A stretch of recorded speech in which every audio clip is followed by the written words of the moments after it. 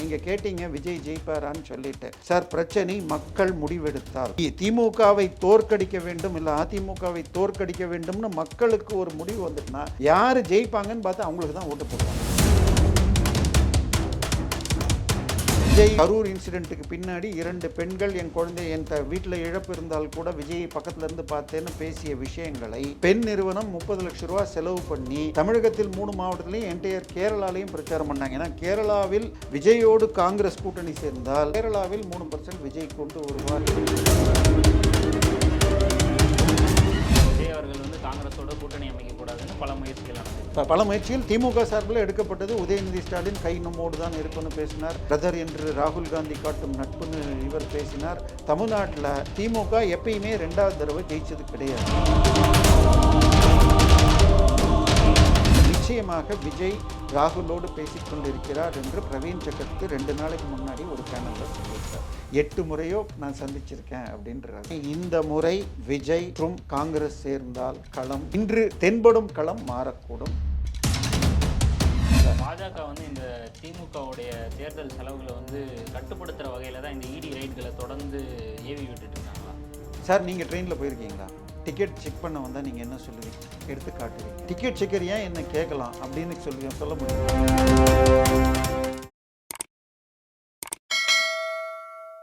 ஆரோ roots நேயர்களுக்கு வணக்கம். இன்னைக்கு நம்ம நேர்காணலில் தேவப்பிரியா அவர்கள் தான் இணைஞ்சிருக்காரு. சார் வணக்கம். சார் வணக்கம். 2026 தேர்தல் களம் எப்படி இருக்கும்? எந்த கூட்டணி இதில் முன்னேறி செல்ல வாய்ப்பு இருக்குது சார்? என்ன மாதிரியான கூட்டணி வியூகங்கள் அமைய வாய்ப்பு இருக்குது? இன்றைய நிலையில் எல்லாரும் பார்க்குறது என்னன்னு சொன்னால் 2019, 21, 24ன்னு 3 முறை தொடர்ந்து திமுக ஜெயிச்சிருக்கு. அதே கூட்டணியை அப்படியே வச்சுருக்காங்க. ஸோ அவர்களுக்கு வாய்ப்பு இருக்குது அப்படிங்கிறாங்க. ஆனால் ஓட்டு விழுந்ததை ஒரு அனலைசராக நான் அரசியல் விமர்சகர்னாலும் இதையும் வாக்கு கணிப்புகளையும் கரெக்டாக பார்க்குறதுன்னு பார்த்தால் 19 அவர்கள் வெற்றி பெற்றது 53.6, 21 சட்டசபை தேர்தலில் அது 44க்கு கீழே போயிடுச்சு. சரி சட்டசபையில் அதிமுக கொஞ்சம் அதிகமாக வேலை செஞ்சுது, பணம் கொடுத்ததுன்னு வச்சா திருப்பி பாராளுமன்றத்தில் இந்த முறை 43க்கு குறைஞ்சிடுச்சு. ஸோ ராகுல் காந்தியுடைய பலமும் குறைகிறது, திமுகவுடைய செல்வாக்கும் குறைகிறது. இன்னொன்று, இந்த 2024 தேர்தலில் அதிமுக ப்ளஸ் திமுக வாங்கின ஓட்டு 45க்கும் கீழே போயிருக்கு. இதுவரை எந்த 71லேருந்து அதிமுக 25%, 21, திமுக 23, 2 பேரையும் கூட்டினா 45க்கு கீழே போயிடுச்சு. 77 தேர்தலிருந்து 2021 வரைக்கும் 65லேருந்து 70% இருந்தது. கூட்டணி கழிச்சா கூட 55க்கு தாண்டி குறைஞ்சதில்லை. இந்த முறை 45 போச்சோ. திராவிட கட்சிக்கு தான் ஓட்டு போடுவேன் என்ற நிலையிலிருந்து வெளியில் வரத்துக்கு வந்துட்டாங்கன்னு தெரியுது. அப்போ இந்த முறை தேர்தல் கூட்டணி கட்சிகளினுடைய ஒரு தேர்தல் களமாக இருக்குமா சார்? ஏன்னா இப்போது காங்கிரஸ் பிரிஞ்சு வர்றதுக்கான ஒரு வாய்ப்பு இருக்குன்னு சொல்லப்படுது. அதே மாதிரி இந்த பக்கம் ஒரு பக்கம் அதிமுக பிஜேபி கூட்டணியில் விஜய் அவர்கள் இணையறதுக்கான ஒரு வாய்ப்பு இருக்குன்னு சொல்கிறாங்க. ஸோ இதில் எது நடந்தால் ஒரு பெரிய மாற்றம் உருவாகணும்? இல்லை, என்னை பொறுத்த வரைக்கும் ஒரே கூட்டணி தொடர்வதால் ஜெயிப்பாங்க திமுகன்னு சொன்னால் பெரிய பெஸ்ட் எக்ஸாம்பிள் உங்களுக்கு 96ல் 40க்கு 40 எம்பியும் ஜெயிச்சுட்டு கிட்டத்தட்ட 234ல் 220 வரைக்கும் திமுக தமாக ஜெயிச்சுது.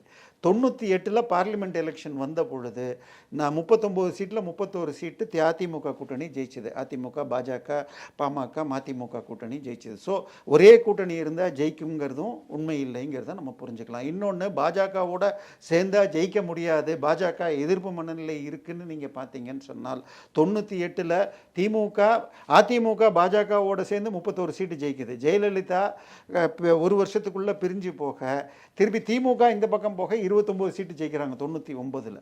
ஸோ இதனால் உங்களுக்கு இன்னும் சொல்ல போனால் 2001ல் திருமாவளவன் எம்எல்ஏவாக முதல் முறை ஜெயிச்சது பாஜகவோட இந்த கூட்டணியில் தான்.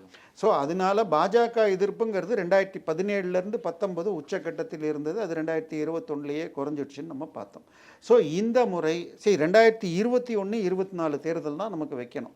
21 தேர்தலில் அதிமுகவோட இருந்ததில் உள்ளுக்குள்ளே இருந்ததில் ஓபிஎஸ் போயிட்டார். டிடிவி அப்போவே கிடையாது. அப்போ தேமுதிகவும் பாமகவும் இருந்தது. இப்போ பாமக 2ஆக உடஞ்சி கிடக்கு.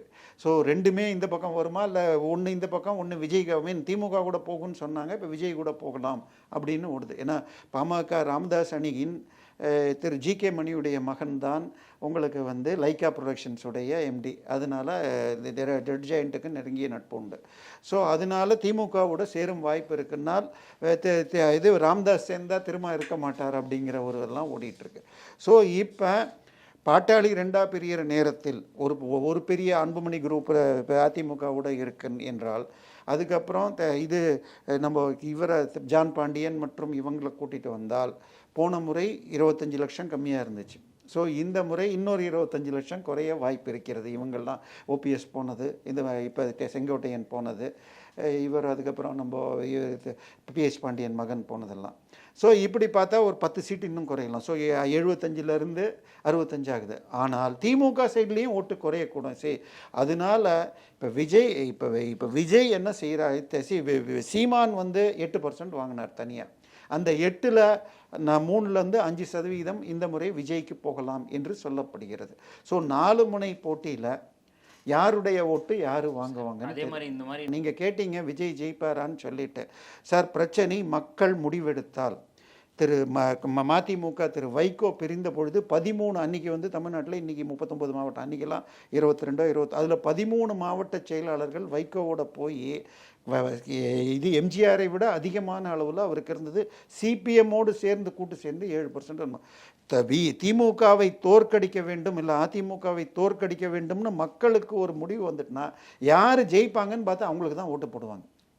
ஏன்னா அதிமுக காங்கிரஸ் கூட்டணியை தோற்கடிக்கணும்னு சொல்லிட்டு ஆதரவோடு ரஜினிகாந்த் ஆதரிக்க 96 எலெக்ஷனில் இது தமாகன்னு வந்து இது மூப்பனார் தொடங்க ஜெயலலிதாவே பர்கூரில் தோற்று போனாங்க.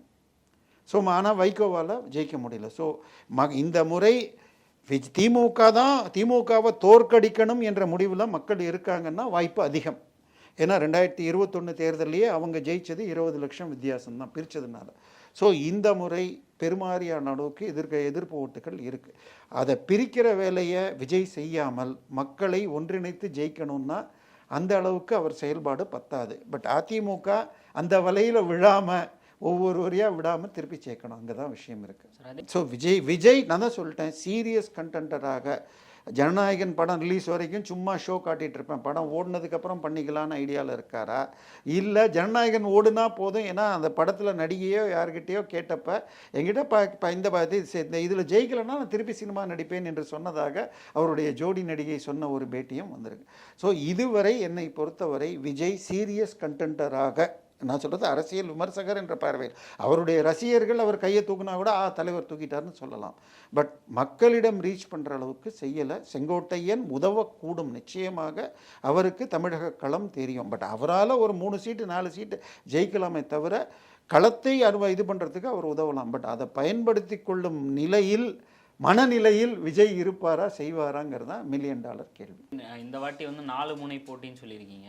4 முனை போட்டின் போது தாவேகா ஒருவேளை காங்கிரஸ் கூட இணைஞ்சா நல்லா இருக்குமா, இல்லை டிடிவி ஓபிஎஸ் இந்த மாதிரியான ஆட்கள் கூட இணைஞ்சு தனியாக ஒரு கூட்டணி அமைச்சா? ஏன்னா முதலமைச்சர் வேட்பாளராக விஜய் யார் இருக்கிறாங்களோ அவர்கள் தான் வந்து கூட்டணி அமைப்போன்னு சொல்லிட்டாங்க.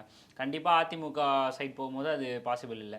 ஸோ அப்படி இருக்கும்போது இந்த அமமுக மற்றும் ஓபிஎஸ் செங்கோட்டையன் வரை இணைஞ்சிருக்காரு. ஸோ இந்த மாதிரியான விஷயங்கள்னால விஜய்க்கு இதில் இந்த கூட்டணியே போதுமானதாக இருக்கு. இல்லை, செங்கோட்டையனோ ஓபிஎஸ்ஸோ டிடிவியோ எத்தனை சீட்டில் கேண்டிடேட் வச்சுருக்காங்க இன்னைக்கு? 2024 அசம்பிளி பார்லிமெண்ட் தொகுதியில் 2 சீட்டு கொடுத்தாங்க. நான் 1 தான் கேட்டேன்னு டிடிவி பேட்டி கொடுத்தார். ஸோ அதிகபட்சம் தலா 5லேருந்து 10 சீட்டுக்கு மேலே நிற்க முடியாது. ஸோ அவங்களால 25 சீட்டு தான் ஃபில்லப் பண்ண முடியும். ஸோ 210 சீட்டுக்கு ஆள் வேணும். ஸோ இன்னும் எத்தனை பேர் சேரக்கூடும் என்பதை பார்க்கணும். காங்கிரஸ் விஜயோடு சேர்ந்தால் கிட்டத்தட்ட அதிமுக நம்ம பாமகவை ஜான் பாண்டியன் இவங்களை எல்லாம் சேர்த்து ஓரளவு அன்புமணியை கொண்டு வந்தால் என்னை பொறுத்த வரைக்கும் 35லேருந்து 38% இருக்கலாம். இல்லை, நான் சொல்கிறது அதிமுக ப்ளஸ் பாஜக அன்புமணி ப்ளஸ் இவங்களெல்லாம் சேர்த்தாங்கன்னா 35லேருந்து 38 வரலாம். திமுக காங்கிரஸோடு இன்றைக்கி இருக்கிறப்ப 35லேருந்து 38 2 ஈக்குவலாக இருக்குது. கடைசியாக சாணக்கியா எடுத்த சர்வே படியாக 37 பிஜேபியும் திமுக வந்து 35ன்னு குறைச்சிருக்காரு. ஸோ என்னை பொறுத்த வரைக்கும் விஜயோடு காங்கிரஸ் சேர்ந்தால் விஜய் 25 தாண்டக்கூடும், திமுக 20க்கு குறையக்கூடும். அப்போ அது வந்து அதிமுக சாதகமாக அமைஞ்சிடாதா? வாய்ப்பு கண்டிப்பாக இருக்கிறது. கிட்டத்தட்ட விஜயகாந்த் கூட சேர்ந்து தான் 29 சீட்டை ஜெயிச்சார். இந்த முறை இவர் தனியாக நின்று காங்கிரஸோடு சேர்ந்தால் விஜய் அந்த ரேஞ்சு கிட்ட போகிறதுக்கு வாய்ப்பு இருக்கிறது. அதை தடுக்கணும்னு தான் பல முயற்சிகளை உதயநிதி ஸ்டாலின் விஜய் அவர்கள் வந்து காங்கிரஸோட கூட்டணி அமைக்கக்கூடாதுன்னு பல முயற்சிகள் நடந்துகிட்டு பல முயற்சிகள் திமுக சார்பில் எடுக்கப்பட்டது. உதயநிதி ஸ்டாலின் கை நம்மோடு தான் இருக்குன்னு பேசினார். பிரதர் என்று ராகுல் காந்தி காட்டும் நட்புன்னு இவர் பேசினார். விஜய் கரூர் இன்சிடென்ட்டுக்கு பின்னாடி 2 பெண்கள் என் குழந்தை என் வீட்டில் இழப்பு இருந்தால் கூட விஜய் பக்கத்துல இருந்து பார்த்தேன்னு பேசிய விஷயங்களை பெண் நிறுவனம் 30 லட்சம் ரூபா செலவு பண்ணி தமிழகத்தில் 3 மாவட்டத்திலையும் என்டையர் கேரளாலையும் பிரச்சாரம் பண்ணாங்க. ஏன்னா கேரளாவில் விஜயோடு காங்கிரஸ் கூட்டணி சேர்ந்தால் தமிழ்நாட்டுக்கு தேர்தல் நடக்கிறப்ப கேரளாவுக்கும் சேர்ந்து நடக்க போகுது. கேரளாவில் 3% விஜய் கொண்டு வருவார் என்று பார்க்கப்படுகிறது. அதாவது விஜய் அவர்களுடைய காங்கிரஸ் வருகை வந்து மாநில இதுவா இல்லாம மொத்தமாவே கேரளா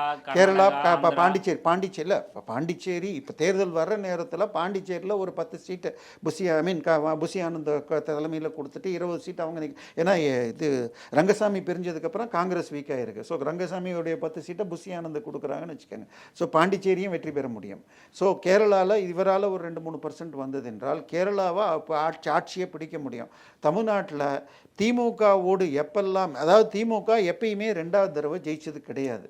ஸோ அப்படி 2வது தடவை நிற்கிறப்ப கூட்டணியில் நிறந்தால் திமுக இருக்கட்டும் அதிமுக இருக்கட்டும், திமுகவோட 2011 63 சீட்டு வாங்கினப்போ 5 சீட்டு தான் காங்கிரஸ் ஜெயிச்சது. அதில் 3 சீட்டு கன்னியாகுமரி, அது திமுக இல்லாமையே ஜெயிக்க முடியும்.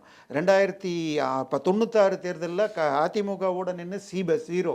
ஸோ எப்பெல்லாம் 2006 இது இந்த மாதிரி ஒரு தேர்தலில் எப்பெல்லாம் ஆளுங்கட்சியோட 2வது முறை கூட்டணி நின்னால் காங்கிரஸ் தோற்றிருக்கிறது. பலம் அதிகமாக வாங்கிறது, அது அடி வாங்கும். அதனால விஜயோடு போவது நல்லதுன்னு காங்கிரஸில் ஒரு பெரும் அலை இருக்கிறது என்றும், திமுகவோடு செல்வ பெருந்தகை அழைத்து சென்ற செல்வ பெருந்தைக்கு நல்ல பல பெனிஃபிட்ஸ் இருக்குது. உங்களுக்கு தெரியும், அந்த இது துப்புரவு பணியாளர்களுக்கு இது இந்த குட்டியான மூலமாக கொடுக்குற கடனை தன்னுடைய அண்ணன் மகன் பேரில் பல மாதம் சில கோடிகள் லாபம் வரும் மாதிரி ஊழல் செய்யப்பட்டது, தடுக்கப்பட்டது. ஸோ அவருக்கு தனிப்பட்ட முறையில் லாபம் கிடைக்கிறதுன்னு சொல்லி அவர் திமுகவோடு சென்றால் காங்கிரஸ் இங்கு உடையக்கூடும். காங்கிரஸில் இருக்கிற எம்பிக்களில் 4 எம்பிக்கள் தனியாக அணியமைத்து விஜயோடு தமாக மாதிரி பழைய தமிழ் மாநில காங்கிரஸ் மாதிரி ஒன்று உருவாகக்கூடும் என்றெல்லாம் சில கணக்குகள் வெளியில் வருது. ஸோ இந்த முறை திமுக மீண்டும் வெற்றி பெறுவது மிக கடினம். பட் அவர்களுடைய பணபலம் கிட்டத்தட்ட ஆல்ரெடி ஒரு தொகுதிக்கு 10 கோடி என்று போய்விட்டது என்றும், மேலும் 40 கோடி, ஒரு தொகுதிக்கு 50 கோடி செலவு பண்ணுறதுக்குரிய மூமெண்ட்ஸ் நடக்குதுன்னு சொல்கிறாங்க. அதை தடுப்பதற்கு இடி, ஐடி போன்றவைகள் பயன்படுத்தல் அதிகமாகி இருக்கிறதுன்னு பார்ப்பீங்க. இடி நான் 2 நாட்கள் முன்பாக 300 கோடி அந்த பெங்களூர் ஹைவே கேஸில் 15 ரைடு நடந்தது. நேற்றைக்கும் வேறொரு விஷயத்தில் பாஜக வந்து இந்த திமுகவுடைய தேர்தல் செலவுகளை வந்து கட்டுப்படுத்துகிற வகையில் தான் இந்த இடி ரைடுகளை தொடர்ந்து ஏவி விட்டுட்டு இருக்காங்களா?